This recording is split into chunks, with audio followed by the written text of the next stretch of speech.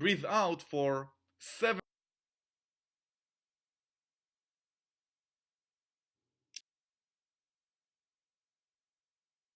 breathe out for 7 seconds. Alright, the numbers don't really matter. The whole point is that you breathe in quicker than you breathe out. Alright, so it may be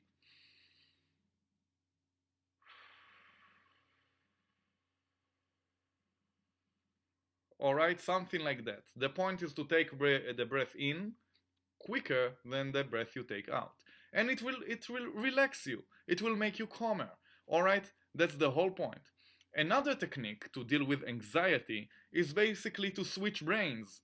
You see, when you use the frontal cortex, the thinking brain, you won't have anxiety. This is the thinking brain, this is the spiritual brain, this is the brain you want to use if you consider yourself to be a smart person or a human being. But we do have other parts of our brain that are more primal, they are more animalistic. And unfortunately, some people use these parts of the brain more than they should. And especially when we talk about anxiety and we talk about fear, this is the brain we are talking about. Alright, so you want to switch brains, you want to move back to your thinking brain, to your frontal cortex. And how do you do that? Simple. You begin to try doing something logical, doing something with numbers. This is the sort of thing that you need the frontal cortex to do. Alright, so the technique is quite simple. Just try to grade your anxiety. For example, right now I'm feeling very agitated and I have this anxiety because I'm thinking about going to the dentist. So you know what?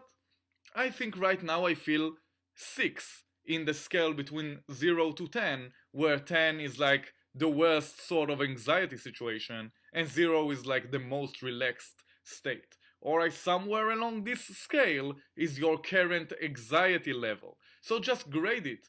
Wonder, is it 6, maybe it's 7, no, maybe 6.5. And when you begin to think that way, this is your frontal cortex thinking about numbers.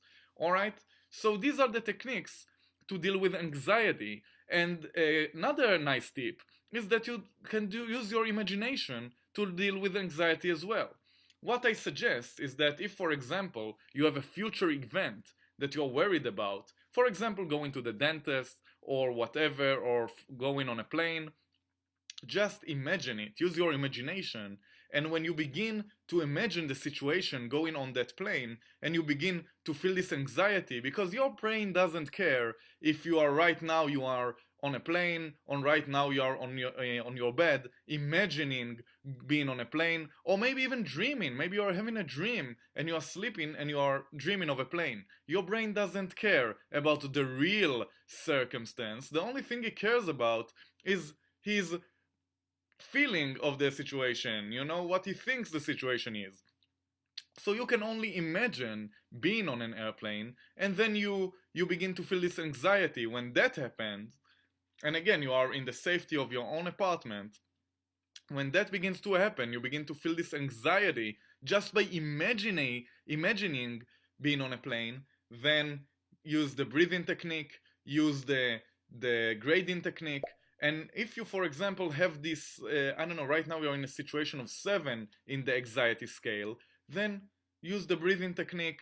Again, breathe in quicker than you breathe out, and grade it again. You know what? Now I'm feeling more like 5 or 4. Again, breathe again and again. Now I'm 2 or 3. Then, by the time you continue the breathing, you may reach 1 or 2 or even 0 level of anxiety, and then you can continue with whatever you are doing. Alright? And this will help. Even if you just imagine going on a plane and you do this technique of breathing and grading and breathing and grading, it will help you by the time that you really go on a plane. Alright? So this was a technique to deal with anxiety. And remember, the anxiety is not fear. It is just something that you experience because you have fear of something much deeper.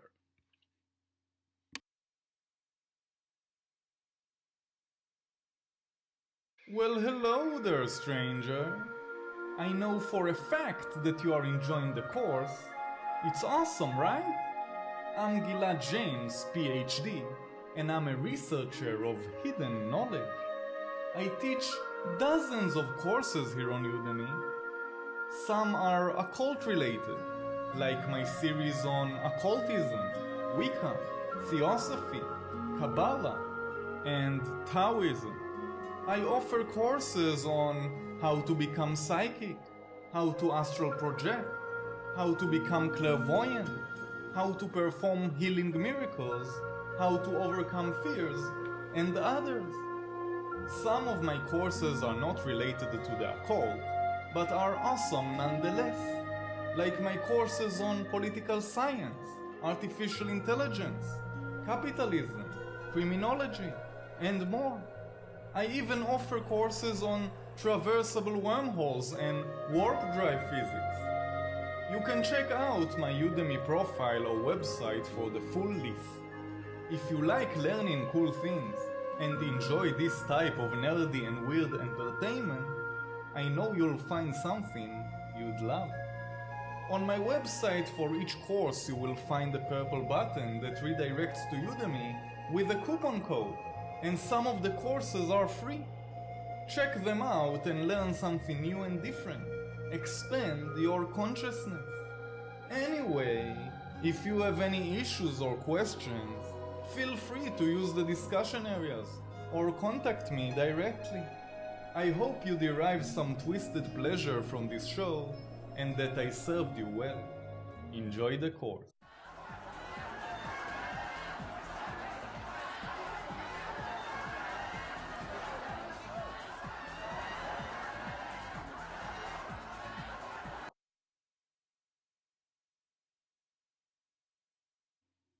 So let's talk about how to overcome fears or how to conquer fears. Alright, or basically how to remove fears. I like to use this term because that's exactly what we are doing. Fear is something you don't want to have in your body, in your system, in your heart, in your soul. It does not serve you, so you want to remove it. Alright, so let's talk about how to remove fear then. Basically, I'm going to give you 3 ways to do it, and it's a very personal thing. Everyone does it a bit differently, especially when you serve others and you help others with their fears, and it's much harder to help yourself with your own fears. But anyway, the techniques are, firstly, to intellectualize it. Alright? Basically to make the other person understand that his fear is ridiculous. It doesn't make any sense. And I already know that it doesn't make any sense, even before I heard about his fear, because fears always don't make any sense. No fear makes any sense. You should never have any fears in your life. Any fears whatsoever. If you feel that you have an example of a fear that you should have in your life, please use the comments area and write whatever fear you think is something that we do need in our lives, and I will be more than happy to demolish your belief, because no fear whatsoever is required and necessary in our lives. And that's why you can always intellectualize it and always explain why it doesn't make any sense. And let me give you an example, and we are going to have many examples throughout this course. That's the whole point of the course. But just as an example right now, let's talk about the fear of flying. Alright, so intellectualizing it means that you just talk to the person that has this fear and tell him, listen man, look at the statistics, look at the numbers. You can see very clearly, just by watching the numbers, that it doesn't make any sense. Alright, something like that. Every fear you can always intellectualize it. It should always make sense that the fear is not required and it's silly and ridiculous. And you can also make fun of it and laugh at it. And it could be more of an entertainment sort of thing. And you will see how I'll give many examples throughout this course. Alright, so that's one technique, how to remove fears from our lives by intellectualizing it. Alright, and if you remember when I talked about anxiety, I said that anxiety is something that happens in our more primal parts of the brain. When you intellectualize something, you basically use your frontal cortex. You are using the right brain, the brain you should always use all the time. Alright, you should really aspire to use your frontal cortex basically all the time, apart from really unique situations maybe sex. You should maybe in sex use the more primal parts of the brain just because it's more fun. But apart from that, you really use, you know what, if you are attacked by someone and someone is attacking you or your girlfriend and you want to really go to your primal state and be more of an animal, then yeah, use your more primal parts of the brain. But you know what, 99% of the time you are not being attacked, and just use your frontal cortex, just like in this situation. Alright, never mind. So, intellectualizing it, that's the one technique. The second technique to deal with fears is to slowly and gradually deal with it, confront it, just be in the situation. Let me give you an example. Let's say someone is afraid of heights, so just go to a mountain or whatever, but gradually and slowly. Don't take the person, throw him in the car, and take him to Mount Everest or whatever. That's probably not a good idea. At first, you should do it slowly and gradually. It really depends on the person and how much of a fear there is. We don't want to make him completely freaking out and be completely stupefied by the current situation of being on a very high mountain, because he would be scared and completely lose his wits, and it won't be fun for anyone. Instead, do it gradually. You know what? Maybe just look at a mountain from afar. See how he feels about it. Ask him, just look at the mountain. If it's all good, maybe drive closer to the mountain or to the building. You know what, maybe a building, and just go higher and higher in the floors, or whatever. Do it gradually, and don't throw the person into the deep part of his fear, because he would just completely freak out, and it obviously won't help him and won't help anybody. Now, some people do like to challenge themselves and really go to the highest floor immediately, because they are very, very enthusiastic about solving their fears and removing their fears. You know what? That's great. If they feel that they can do it and they can immediately go to the highest floor or go bungee jumping, although they have this fear of heights, you know what? By all means, it's a personal journey. Do whatever you want. If you are the type of person that thinks that it would help you, and you can control the fear when you'll be there very, very high in that plane, by all means. I'm not here to judge, do whatever you want. But I would advise, when helping others especially, don't force yourself onto them, and don't be too aggressive with them when it's not necessary. Alright, and sometimes it's okay to do it more gradually than you personally would prefer, just to respect them, just to help them, especially when we are dealing with something like the fear of intimacy, or something, that's very, very delicate, something like that, delicate on the soul, something that's very, very deep in the soul. It's basically all fears are. So be delicate, Don't be too aggressive when it's not necessary. It really isn't necessary. Take your time, but do it. Deal with it. Don't run away from the fear. Don't try to always go. Some people have the fear of turning left or something with their cars, and they always turn right. That's not a good idea. Try, slowly and gradually turning left in easier places, until one day you'll be downtown turning left all the time, because it would be so easy. Alright, so that's the second technique. I will remind you that technique number 1 would be to intellectualize the fear, and technique number 2 would be to slowly and gradually confront the fear. Alright, and now I want to talk about the third technique of dealing with fears, and that's to associate the fear with something positive. This is also called anchoring. Alright, anchoring is basically this concept of associating something with something else. Alright, so let's say in our example we are talking about fears. Let's say someone has the fear of spiders, and every time she sees a spider, she completely freaks out and she acts like crazy. I think you probably met some of these people. So when that happens, you know what? Maybe she needs to associate spiders with something nice, because right now spiders are associated in her mind with something negative, for whatever reason. That's the case. So you know what you can do? You can maybe buy her a fluffy, cute toy and in the shape of the spider, and that way you turned her worst enemy into her best friend. And now, especially if we are talking about a little girl or something like that, if you buy her a toy like that, and a spider becomes her best friend, and it has a name and it has a personality and all of that, then it could definitely help.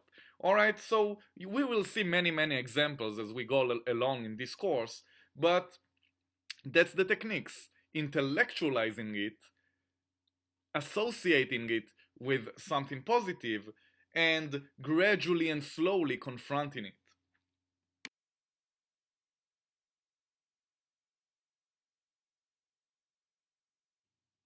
Fear of flying.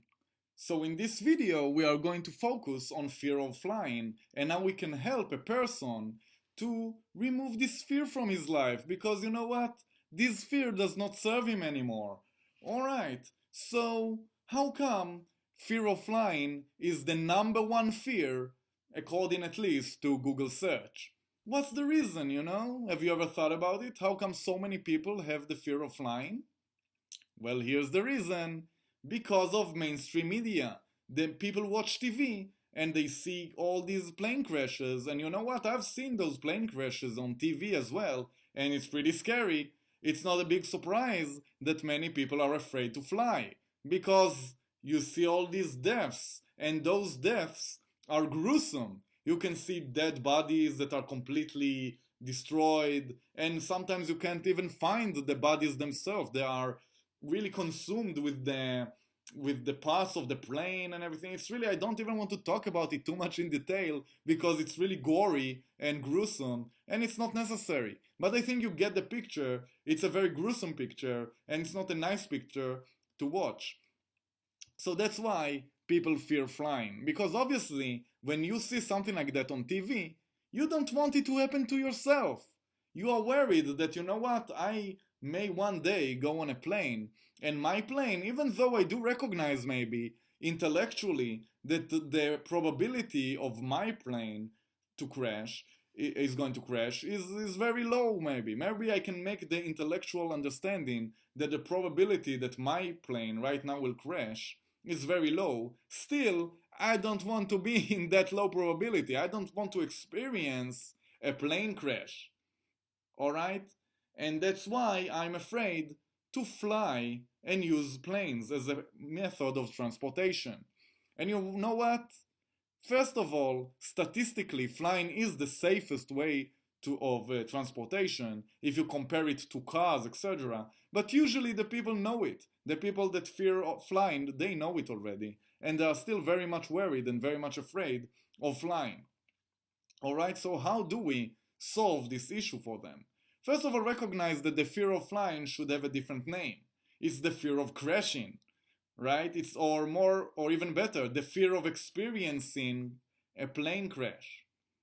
Alright, that's the real fear. You see, usually fears have levels and levels and levels of fears that go deeper and deeper and deeper. You can always go deeper. Even this fear, the fear of experiencing a plane crash, even that probably has deeper and deeper fears within the particular person.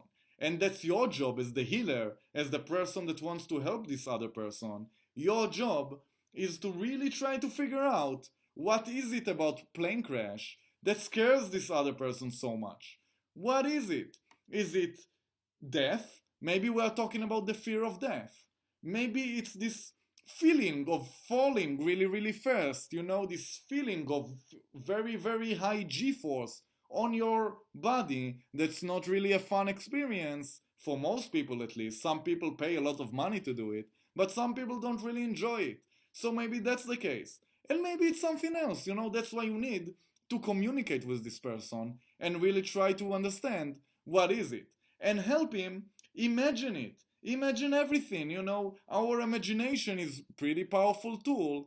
Help him through the entire process of going through a plane, and going up a plane, and going, I don't know, sitting in the seat, and you know, going up with the plane, and the altitude of the plane goes higher and higher and higher, and all of a sudden what? all of a sudden maybe the plane becomes a bit rocky or something, and really try to walk with him and try to understand what is it, and then the plane maybe falls a little bit, and how do you feel, and how do you think this will make you feel, and continue, and then all of a sudden the captain may say something like, ding dong, this is your captain speaking, we have some issue or whatever, and really try to play this game with him, try to really understand and notice where the problem relies. What is it about the plane crash? What's the point of fear? And you will see physically, you don't need for him to tell you anything. You just see the physical reactions. When you reach the point that he is becoming fearful and becomes scared, you will see some sort of physical change. He may move in a different way, he may be a bit jumpy, his eyes may show that he's scared, will begin to breathe more rapidly. It will be very obvious because he really is scared about flying. The fact is, he may even have a little bit of a problem talking about the entire process of flying, like we just described, because he's so scared of it, but still, be persistent and tell him to talk about it. And as you talk about it more and more and more, you will notice when he becomes scared. And when it happens, again, remember the system, make it seem ridiculous. Alright, so he all of a sudden, he becomes worried when you say that the captain is saying something like, ding ding, this is your captain speaking, we are having some engine trouble, please fasten your seatbelts, and all of a sudden the plane becomes choppy and rocky and all of that. Maybe that could be for that particular person the point when he begins to show some fear. When that happens, notice it and begin to tell him, listen, don't worry, it's million things could happen, and etc. Why are you assuming that it's a plane crash? Why are you assuming that you are about to die? It's very likely it's not the case, There are so many things that could happen in a plane flying above, the skies. There are all kinds of things going on. When the captain says something to just fasten the seatbelt, it's not already meaning that the plane is going down and you are about to crash. It's just an example. Maybe he's not worried too much about the captain saying something like that. Maybe you need to go further and further in the process. And, maybe the point where the captain actually says, listen, there is a problem in one of the engines, we are going to try to land, hold tight, or something like that. Maybe this is the point the person would be a bit worried. And you know what? Each and every one of us would become a bit worried in this situation. But try it again to let the person understand that you really shouldn't be scared right now about this thing that could happen, because the likelihood is so low. And you know what? Even if it's really could happen, and maybe if it would happen, maybe it's a test, maybe it's a moment the person should test himself and really try to look at himself inside and try to really think, who am I? Who am I in this particular situation? Who am I in this situation of crisis? Am I the person that's really, really scared and praying for God or whatever? Or am I the person that keeps it cool and just relaxes, because you know what? You can't affect the situation anyway. The situation is in the hands of the airplane, the pilot, and the pilot is the only one that is dealing with this situation right now. You are not the person that needs to deal with it. You don't have the responsibility anyway. So how does it serve you to be completely afraid of it or even mildly worried about it? How does it serve you? It does not. It does not serve you to be scared. Even when the plane is crashing, right now the plane is losing altitude really, really fast. Even in this particular moment, it does not serve you to be scared and be full of fear and to be worried. It really doesn't, because you are not the one who has the responsibility. And if you are the pilot, then by all means, you really shouldn't be afraid, because this is the moment everyone relies on you. So obviously you shouldn't be afraid if you are the pilot, and if you are not the pilot, you really shouldn't be afraid, because it doesn't help anything. It only makes you worried and makes you scared. And if you are the flight attendant or something like that, you really shouldn't be full of fear because everyone in the plane relies on you. If you stay cool, then it will help them to stay cool. So you see, the point of this is to let you know that you really shouldn't have fear even during the crash, even before the crash, and ever. Fear does not serve you, and that's how you can try to help someone with the fear of flying.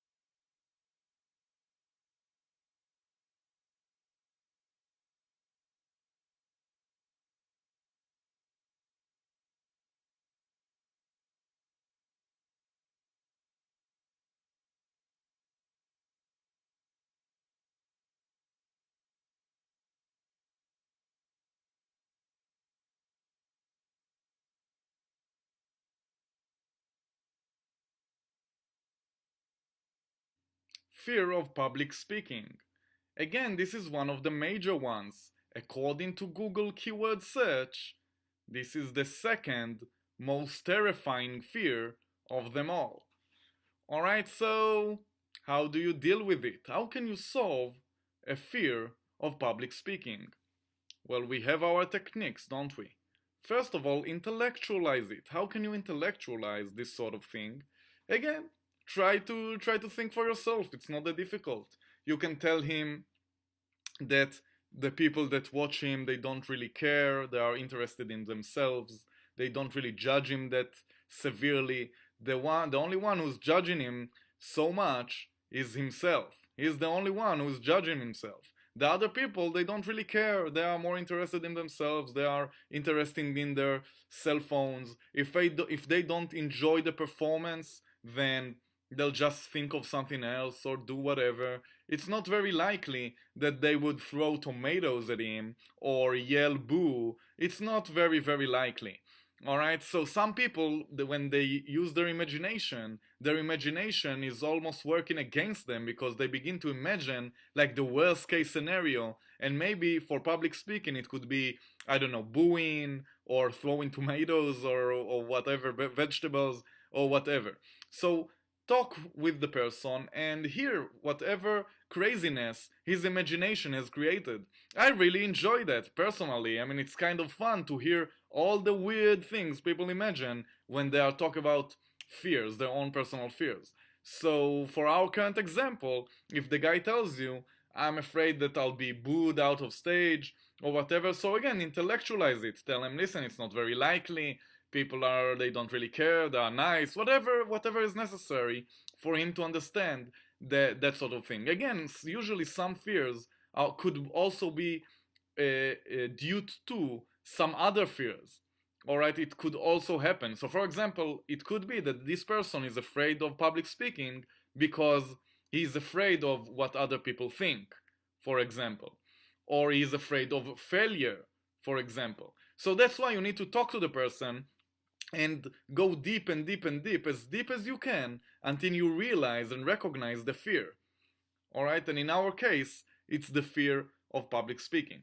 So, intellectualizing it is one option. Another option is, of course, what? Gradually and slowly confronting it. Again, similar to flying, it's technically a bit difficult to gradually do the process of public speaking. You can say maybe that you can first publicly speak in front of one person, and then two people, and then 10, and then 50, and then 100, and then 1,000. That could seem as gradually confronting the fear. The only problem with that idea is that it's not true. From personal experience, I can tell you that public speaking is a bit different than what you would expect. The reality is that speaking to a smaller group is much scarier than a very large group, because when you talk to 1,000 people, it's usually black and you usually don't even see any of them or most of them, and it's just an ocean of darkness in front of you. Especially if you have those projectors into your eyes, you sometimes don't even see anything. But when you talk to a few people, when you talk to, let's say, 10 people, you can actually see their faces. You can actually see very clearly what every single person in the audience is thinking. If whoever is noticing you, whoever is, dealing with the phone or whatever, you can see all of that very clearly. That's why the idea of doing it gradually by having more and more and more people is maybe not the best idea, although it's possible. So what do we do when we can't do it gradually like we want to do? We use our imagination, right? So again, use the imagination before a performance. If you feel anxiety, or much before a performance, just think about it, imagine the process, really try to imagine it as vivid as humanly possible, either for yourself or the person that you want to help, and really try to notice where's the problem. And when you notice it, for example, for some people it could be that moment when you just see the audience for the first time. That could be a moment of a lot of anxiety and a lot of fear. So notice it, recognize it, and deal with it by intellectualizing or by breathing or whatever. All right, so that's that alternative of dealing with it, basically to gradually and slowly confront the fear. The last option is to associate with the fear with something positive. So how can we do that? Again, use your imagination. Maybe you can, I don't know, have give the person, if it's like a kid or something, maybe give him a gift or something before the performance or after the performance. If he knows that if he does a great performance, he will get I don't know, a lollipop or something, then it could help maybe. And again, you can give yourself a little gift as well. It's not only for children. You can do whatever. It's your personal journey, and you choose what sort of a thing is positive for you and how you can associate it with this fear. I want to give you another example of anchoring if you find it hard to think of something. So in this particular example, what we can do is we can, when you have like a feeling of a lot of energy, because when you need to perform, you need to have a lot of energy. So if you have a situation in which you are very, very high in energy and you feel very positive and everything is awesome, if you have this situation, you can do some sort of weird thing, weird behavior. For example, right now I'm feeling great, so I can do something like that. This gesture is something that I don't usually do. It's a bit odd, a bit strange of a gesture. It's not something that I do on a day-to-day basis.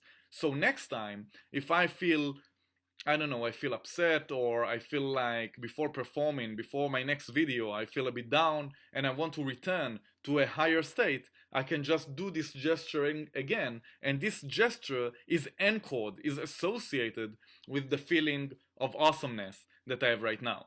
Alright, you see, so in a similar way, before performing, before going upstage, or before publicly speaking, just do the gesture that you already created and encode to a positive feeling, and that's how you can use this technique to eventually remove all fear.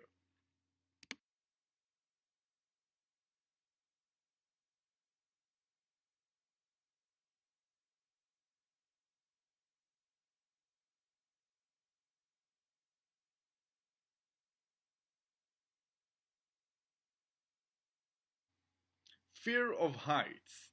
Alright, so let's talk about the fear of heights, and now we can help someone to remove this fear from his life, because you know what? This fear does not serve him anymore. So, yeah, intellectualizing it, right? That's the first technique. Intellectualize it. When you begin to think about the fear of heights, you soon realize that it's pretty silly.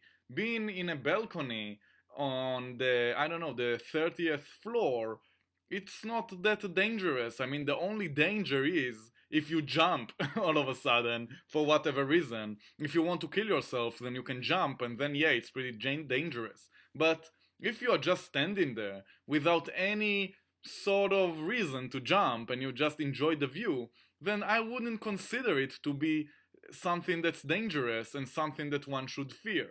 Alright? So that's intellectualizing it.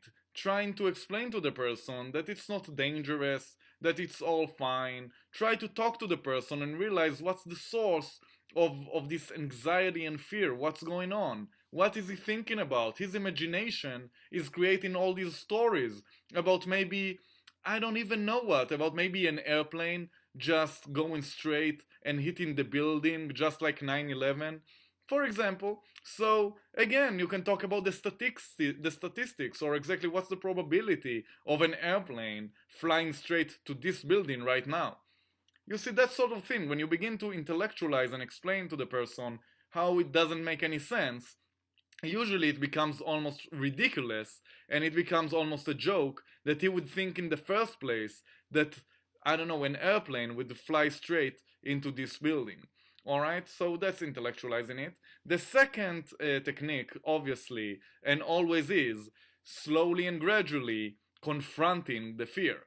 So as we said earlier, and I use the fear of heights as an example, you can just go through a building, higher and higher and higher through the floors. Begin with the second floor, go to the balcony on the third floor, and on the fourth, and on the fifth, and by the time you reach the 17th floor, anxiety may come in. And when anxiety shows its little dirty head, you deal with it.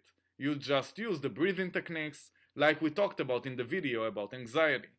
Alright, so that's again that sort of thing. You gradually and slowly deal with the fear. And if it's something that's related to jumping off planes or something like that, bungee jumping, being very, very high, again, you can just go through a plane and just fly above and see from the window, see the view and the distance, and gradually and slowly, maybe if it's possible, just talk to a crew that's jumping off planes, maybe go with them once without jumping, just going with them on the plane. Don't try to jump off a plane immediately, because that could be very traumatic and very scary if you have a fear of heights. Alright, it's really advisable not to do it, not to go straight to the most extreme height you can go to if you have a fear of heights. And maybe this sort of thing is not necessarily logical, right? So maybe you have no problem jumping off planes, but when you stand there in the balcony of the 17th floor of a building, maybe then you are scared, even though jumping off planes is not that scary to you. It sounds surprising, right? It sounds like it's not logical. Well, guess what? Fears are not logical. That's why I keep saying that you should try to use the frontal cortex, the thinking brain, because it's logical. And fear is something illogical. Alright, so that's the case with that technique. And our final technique, as always, is trying to associate the fear with something positive. So in the case of fear of heights, I think it's a nice idea to maybe, if you, for example, have a fear of heights, maybe you can go with your partner, with your loved ones, or whatever, someone you like and enjoy being with, hold their hand and together stand in the balcony of each and every floor, and then you will feel more comfortable and you will associate this feeling of how nice it is and how beautiful the view is with and being with her, etc. You will associate that with the height situation, with standing in the balcony. Alright? So that was fear of heights.